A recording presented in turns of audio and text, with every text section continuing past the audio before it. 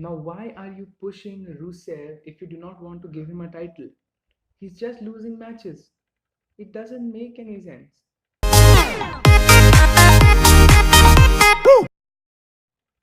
Hello, everyone. Welcome to Abashed Pursue. I'm your host Sudeep Saurav, and today I'm going to review WWE Crown Jewel. So, there was plenty wrong with Crown Jewel, and I'm going to bring down those points one by one. Firstly, the scale of the event. Let us talk about the entrance ramp, the crown. I have a picture of the bar over here. You can see the scale of the entrance crown was huge. Uh, I have a picture of the crown as well. The crown jewel. Look at this. This looks so beautiful.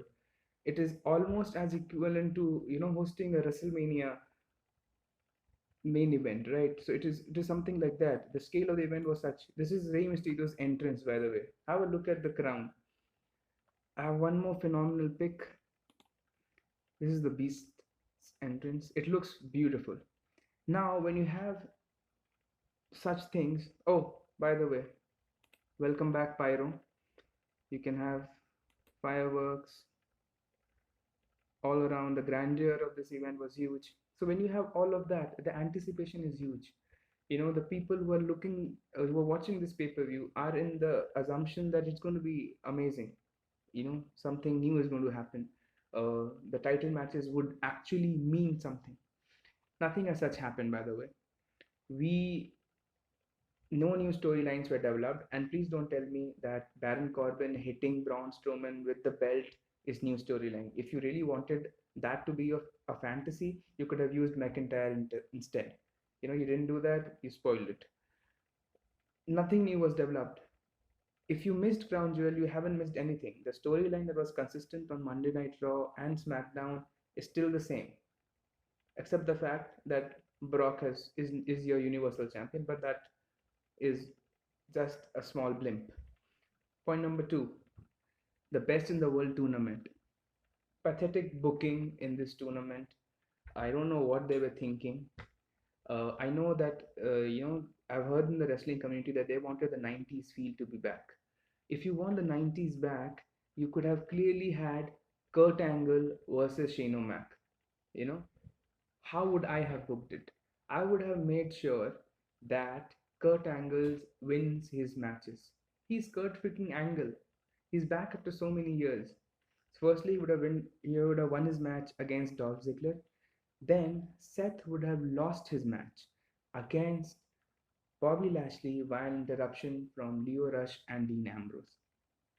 That would have set a match between Kurt and Bobby Lashley. Kurt would have won that match. It should have been Kurt versus Miz in the finale. In the finale, after the botch moment, you could have had Shane O'Mac come in, and you could have the same iconic Kurt versus Shane match. You could have had the moments, you could have had the fun that you wanted to have, but you could have given a wrestler the title to be the best in the world. And who better this night to be the best in the world other than Kurt Angle? There was nobody else. I think WWE had terrible booking, and this surprise of having Shane O'Mac win the tournament was just pathetic. Let's move on to point number three, AJ versus Joe. This is the fourth time we are watching this. Joe had come so close to winning the title. I so want him to be the WWE champion. It is his acting skills that is making it look so genuine. That is bringing that interest that I want in this feud. But, you know, this match was a lackluster match. You know, AJ Styles hitting a phenomenal forearm and him winning. I would love to see AJ Styles versus Brock Lesnar at Survivor Series. I would love to see Brock Lesnar sell AJ's move and then hit him with an F5 and pin him and, win the match. But this is just unacceptable. It is making Joe look so meaningless. That is just wrong. You're just wasting great talent. Joe should win a match fair and square and then take this feud forward to WrestleMania. Maybe they want to build a streak. 360 days of AJ Styles being the WWE champion is complete. So they want him to probably cross Punk, I believe. I don't know. 434 is Punk's number. I don't know what they're going to do. Let's talk about the match that I was waiting for. Brock Lesnar versus Braun Strowman. WWE spoiled it. This was the match that I was waiting for. The vacant Universal Championship. A new champion would have been crowned.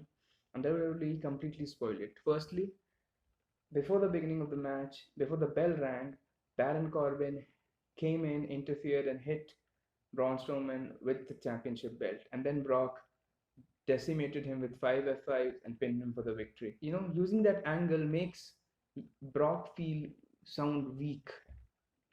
Brock Lesnar has already pinned Braun Strowman twice. He has done it. He does not need Baron Corbin's help to become the Universal Champion. That belt, that red championship, is meaningful today because of Brock Lesnar. So, Paul Heyman's client Brock Lesnar does not require such a stupid interference. It could have been a very well defined match, very clear match, and Brock could have clearly won this match. Then the finale, DX versus the Brothers of Destruction. Now, this match, we were all waiting for this moment. HBK versus The Undertaker. I missed the Goldilocks of Shawn Michaels. So great moments, good spots, and I'm glad that DX won this thing because I was supporting DX. I wanted them to win this. Huge shout out to my friends at Classy Wrestling and Wrestling Reality. If you want to watch a complete and a near perfect breakdown of the crown jewel, please have a look at Wrestle Talk. Those guys are exceptionally good and you would love their videos. Thank you so much. Please like, share, and subscribe to my channel. Press the bell icon for the notifications, and I'll see you soon.